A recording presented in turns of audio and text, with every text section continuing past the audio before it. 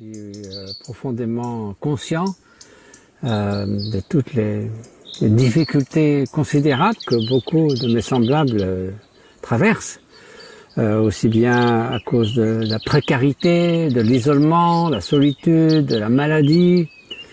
Et c'est souvent, comme toujours, les plus pauvres au sein d'une nation et les peuples les plus pauvres dans le monde qui souffrent le plus dans ces cas de crise.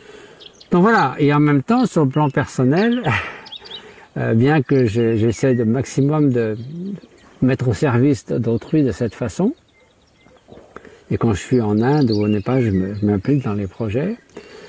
Bon, j'ai une vie très simple, très saine.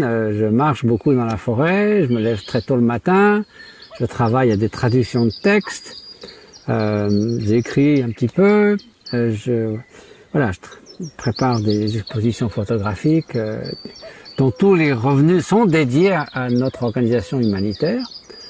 Donc là, j'ai une vie très bien réglée. Je m'occupe de ma chère maman qui a 97 ans. On fait acte de présence auprès d'elle.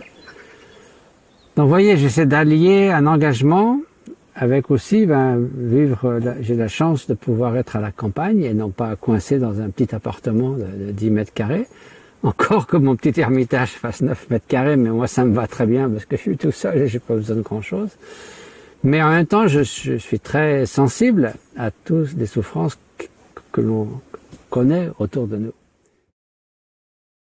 Alors c'est certain, si on n'est pas trop perturbé par la situation, et il se trouve, j'ai un ami qui est un psychologue social danois, qui a interviewé 1000 personnes sur leur expérience en grand détail. Et un tiers a eu beaucoup de difficultés.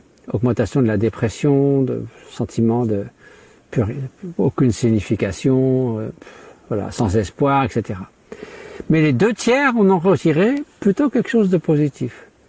Donc évidemment, dire ça fait mal à ceux qui le vivent difficilement. Mais en même temps, c'est un fait que les 2 tiers ont ont respiré un peu, on parle toujours de ralentir. Mais enfin bon, là on a ralenti par la force des choses. Mais ça fait du bien de ne pas avoir cette frénésie perpétuelle d'activité, de préoccupation, de distraction, de temps à droite, à gauche, avec des trucs virtuels, etc.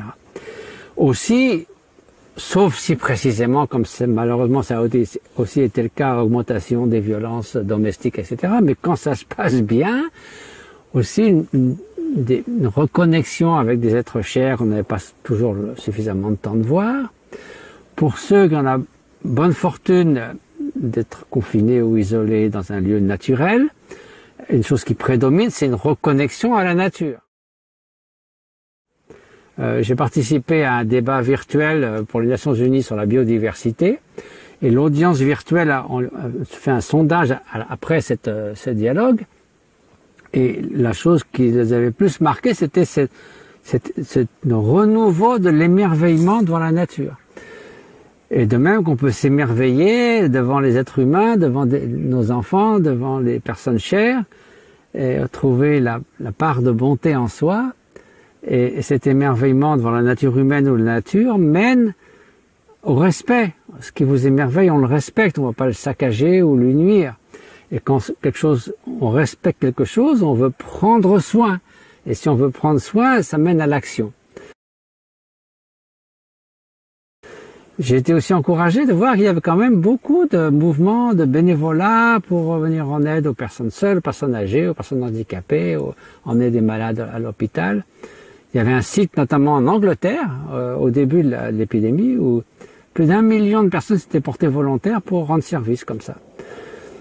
Donc voilà, ça peut faire venir le meilleur de nous-mêmes à la surface.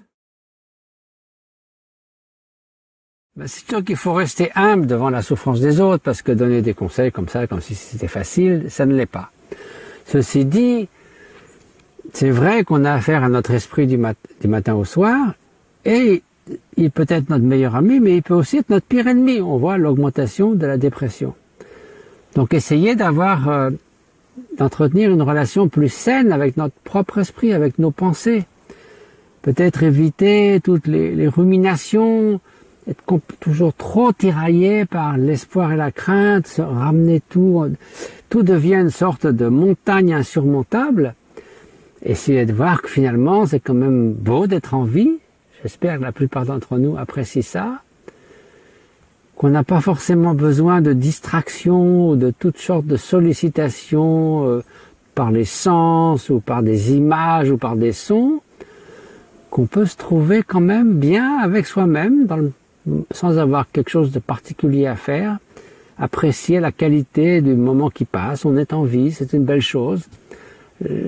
La mort est certaine et son heure est imprévisible. Ça devrait donner une plus grande valeur au temps qui passe. Savoir mieux gérer nos pensées, nos émotions, tout ça, ça s'apprend. Comme on apprend à lire, à écrire, on peut apprendre à un meilleur équilibre émotionnel. Et puis il y a aussi une autre chose peut-être que je me permettrais de recommander, c'est de se tourner davantage vers les autres, même si on est isolé. On peut être en contact avec d'autres de différentes façons. Parce que d'être trop centré sur soi-même, ça rétrécit notre monde et c'est toujours comme une tempête dans un verre d'eau. Les difficultés prennent des proportions qui ne correspondent pas à la réalité. Donc si on s'ouvre davantage au monde, aux autres, une sorte de solidarité, de bienveillance, qu'on essaie de traduire ça peut-être par des actes, ou par des actions, ou par justement se porter bénévole dans la mesure des possibilités et des restrictions, je pense que ça peut aussi, en faisant du bien aux autres, on se sent mieux aussi avec soi-même, plus en harmonie avec soi-même. Alors le but, c'est pas d'aider les autres pour bien se sentir, ça c'est complètement idiot, mais simplement que c'est naturellement quelque chose qui vous met dans un état d'esprit plus serein et plus optimal.